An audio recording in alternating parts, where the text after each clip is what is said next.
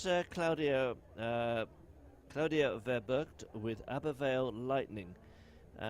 Anyone from the UK listening will recognise the Abbervail name, the famous horse owned by Di Lampard, the chef de keep.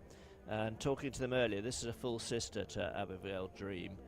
Abbervail Lightning, 14-year-old bay gelding by Douglas out of Chairlift.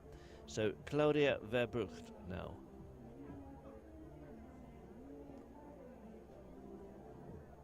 They move to the Netherlands from the UK.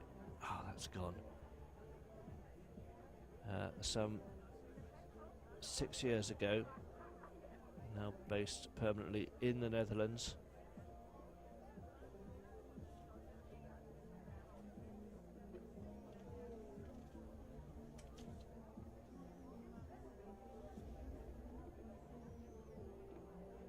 She's just 23 years old. Did contest the Young Rider Europeans in 2013. So Netherlands not on the best of starts with 9 jumping penalties. Claudia's going to improve on that if she keeps going like this. Lovely jump to the planks.